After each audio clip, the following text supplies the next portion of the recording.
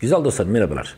Bilinçaltında ne varsa onu yaşıyorsun. Bilinçaltında ne varsa o senin hayatın oluyor. Ve sen bilinçaltında ne varsa oraya hakikat diyorsun. Ben de öyle, sen de öyle ve onu ispat etmeye çalışıyoruz. Oraya hakikat diyoruz ve onu ispat etmeye çalışıyoruz. Jung diyor ki güzel dostlar, bilinçaltınız bilincinize dönüşene kadar o sizin hayatınızı yönlendirecek ve siz ona kader diyeceksiniz. Şimdi bu videoda güzel dostlar, bilinçaltı nedir ve nasıl değiştirebilirim? Bunu ele alalım beraber. Ne dersin?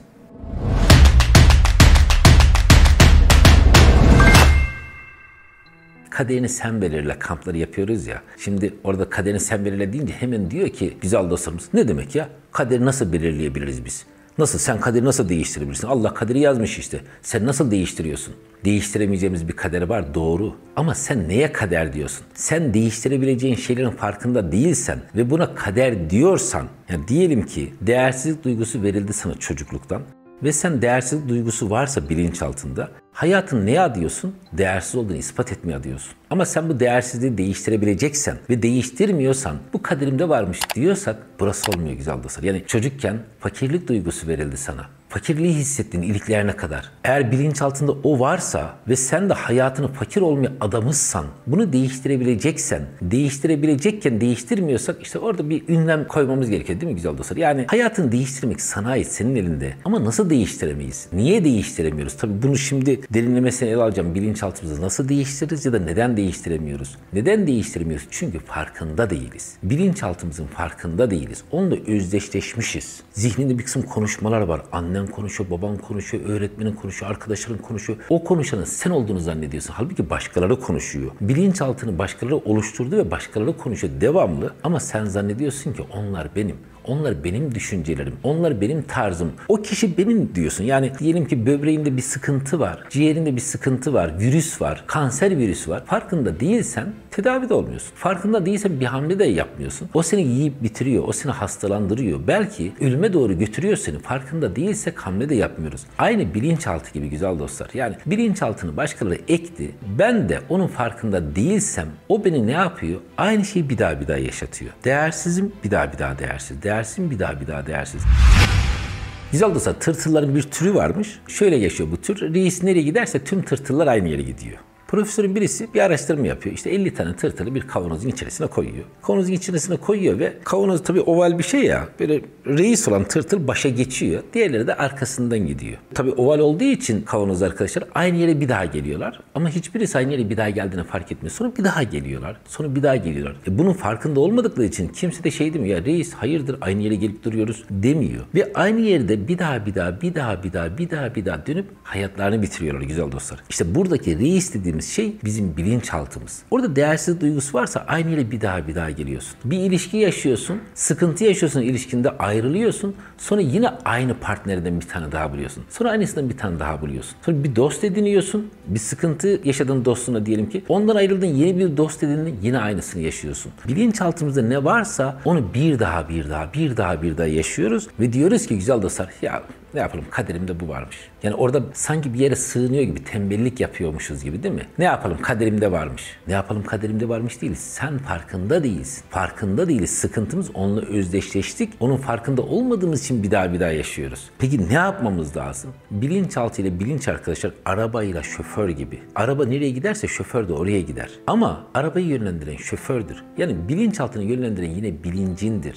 Araba buradan diyelim ki işte Avrupa'ya gidiyor. Şoför Afrika'ya gidiyor olmaz. İkisi de Avrupa'ya gidiyor olur. Birisi nereye gidiyorsa diğeri de oraya gitmesi lazım. Şimdi bilincin diyor ki bundan sonra çok çalışacağım. Bundan sonra hep neşeli olacağım. Bundan sonra hep mutlu olacağım diyor bilincin. Bundan sonra zengin olacağım diyor bilincin. Ama alt tarafta fakirlik varsa, alt tarafta hüzün varsa, alt tarafta acı varsa, ızdırap varsa yani bilinç altında o zaman o aklen verdiğin kararı yapamıyorsun. Ya şöyle düşünebilirsiniz. Zihnimizin %88'i bilinçaltı olduğu için güzel dostlar. %12'lik kısım da bilinçli halin. Yani şimdi diyelim ki bir karıncayı düşünün. Karınca bilinçli halimiz olsun. Fil de bilinçaltımız olsun. Bir filin başının üstünde karınca var. Ama bu birisi fil bilinçaltı, karınca bilinçli halimiz. Sonra düşünün ki güzel dostlar, karınca diyor ki bundan sonra doğuya gideceğim diyor. Hep doğuya gideceğim diyor. Filin başının üstünde. Fil de batıya doğru yürüyor diyelim ki. O zaman karınca doğuya varabilir mi? Varabilmesi için karınca ile filin anlaşma yapmış olması lazım. Anlaşması lazım. Beraber aynı yere gidecekler. Dolayısıyla biz de bilinçli halimizde bilinçaltı uyum içerisinde olması lazım ki hedefimize doğru gidelim. Sıkıntımız ne? Ben bilinçaltımın farkında değilim. Onunla özdeşleşmişim, onu kendim zannediyorum. Onu toplumun bana verdiği veriler olduğundan haberim yok. Ve dın bir yerde uyandın, fark ettin. Bilinçaltını fark etmeye başladın. İşte fark etmeye başladığımız zaman değişim başlıyor güzel dostlar. Şu anda bizim için en önemli şey o. Önce bir farkında ol. Zihninde konuşanlar sen değilsin. Türkçe konuşuyorum ben değil mi? Neden? Çünkü toplum bana Türkçe öğretti, Türkçe konuşuyorum.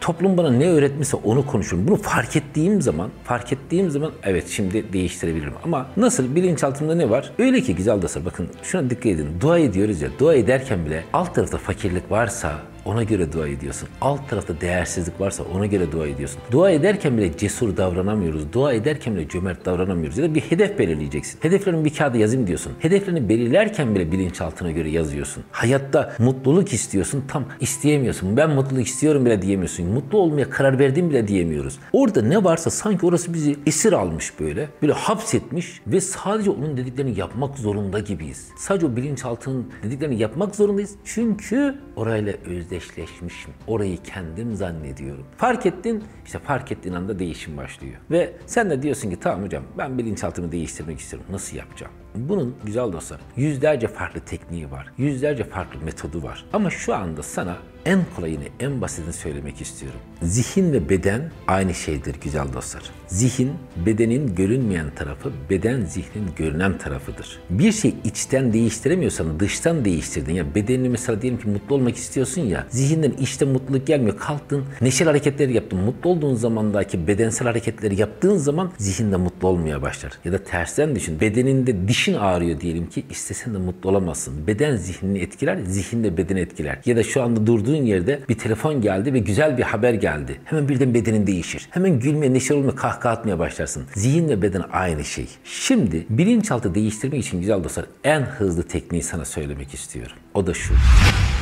Kelimelerini değiştir. Sözcüklerini değiştir. Kelimelerini değiştirdiğin zaman bilinçaltın değişmeye başlar. En çok hangi kelimeleri kullanıyorsun? Konuşurken nelerden bahsediyorsun? Mutluluktan, aşktan, zenginlikten mi? Nefretten, kıskançlıktan, öfkeden mi bahsediyorsun? Nelerden bahsediyorsan farkında değilsindir, bilinçaltı onlarla doludur. Çünkü biliyorsun kalp denizdir, dil kıyı. İçte ne varsa, yani denizde ne varsa kıyıya da o vurur. Sen kelimelerini değiştirmeye başladığın anda bilinçaltı da değişmeye başlar. Yani dışarıdan içe doğru bir değişim başlatmış oluruz. Şu anda bunu fark etmeni istiyorum. Hangi kelimeleri çok kullanıyorsun? Hangi cümleleri çok kullanıyorsun? Sözcükler, kelimeler deneyimin temsilidir güzel dostlar. Sen hangi kelimeleri kullanıyorsan o deneyimlerin yukarıya doğru çıkmaya başlar. Yani öfke dedin diyelim ki, aşk dedin. Öfke dediğinde bundan önceki öfkelendiğin deneyimlerin temsilidir. Aşk dediğinde bundan önceki yaşadığın aşkların temsilidir. Hangi kelimeleri kullanıyorsak bilinçaltımız ona göre değişmeye başlar. Ya bilinçaltı değişecek, kelimelerin değişmeye başlayacak